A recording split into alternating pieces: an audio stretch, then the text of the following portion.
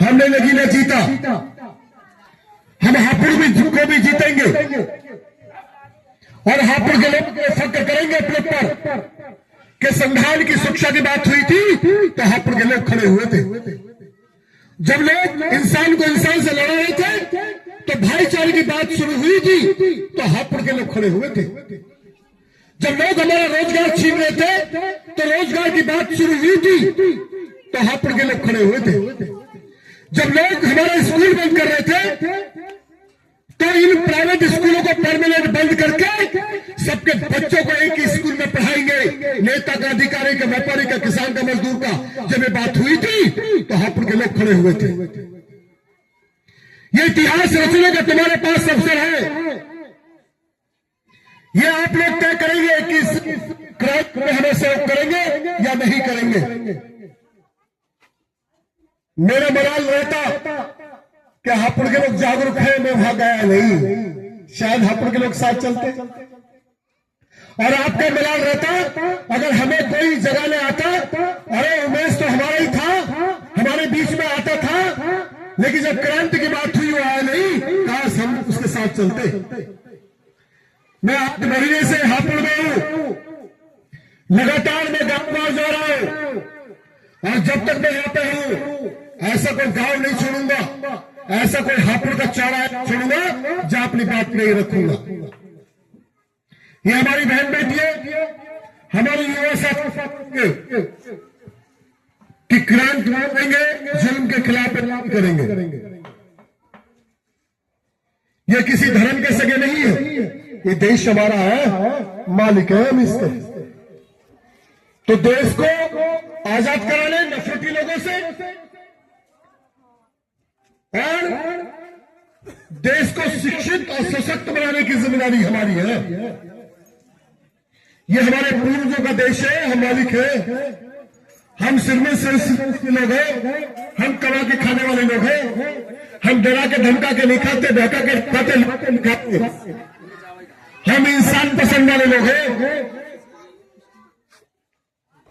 हम royal family of India के लोग हैं। क्या है, क्या है? मैं बोल रहा हूं, सुन रहे हो नहीं? क्या बोला? बता। मैं इन बच्चों को बता देना चाहता हूं जो तुमको नीच कहता है वो नीच है, हम नीच नहीं है। हमारे संत गुरु रहबरों ने मानवता की बात की, संत गुरु रविदास जी ने मानवता की बात की, संत कबीर ने मानवता की बात की, ज्योतिबा फुले ने शिक्षा की बात की, बाबा साहब अम्बेडकर ने बराबरी की बात की, काशीराम साहब ने सत्ता की बात की, लोकतंत्र की बात की।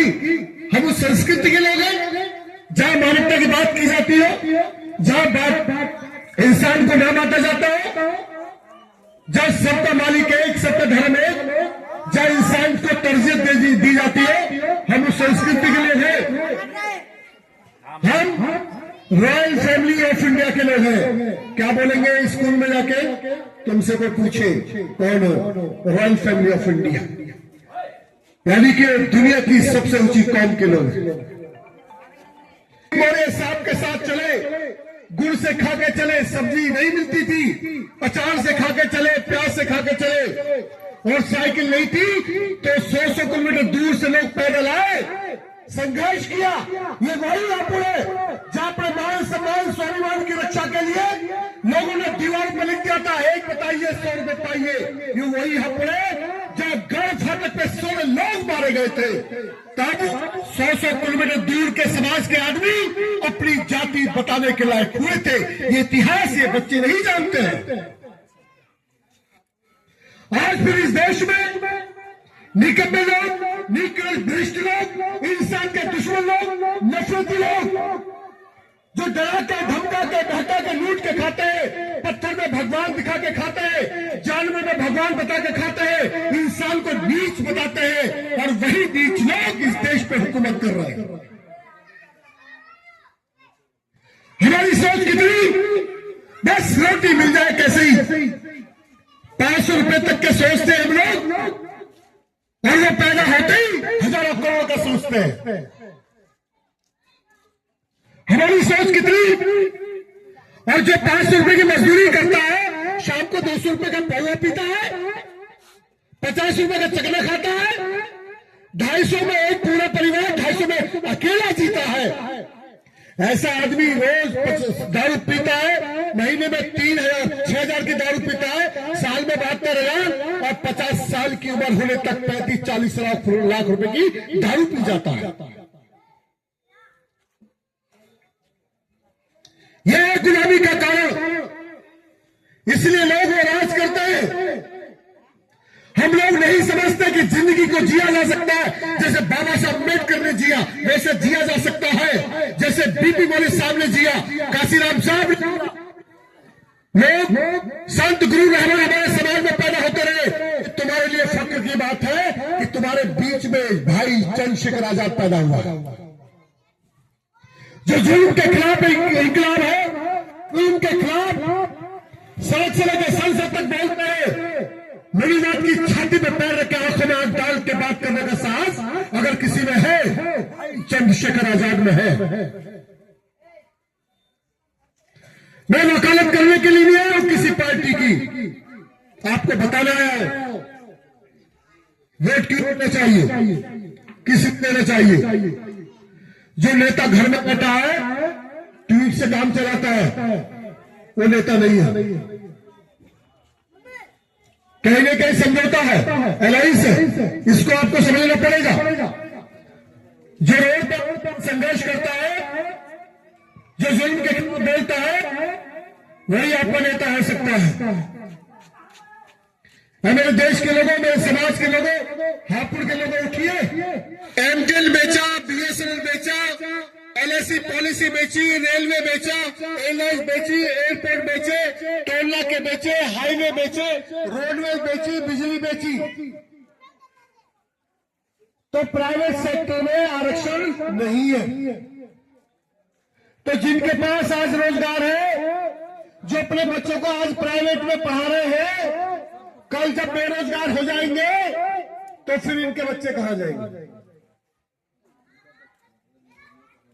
और जिन स्कूलों में पढ़ा सकते हैं वो स्कूल बंद हो जाएंगे, कर दिए गए।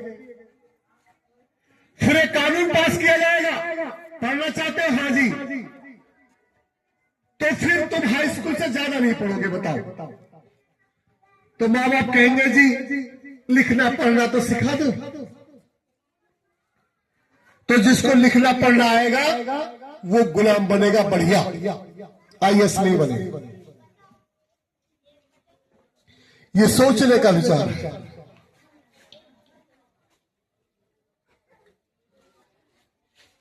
या मेरे समाज के लोगों, मैं तुम्हें बहुत प्यार करता हूं। इसी चौपाल पे मैं आपसे करीब 7-8 साल पहले आया था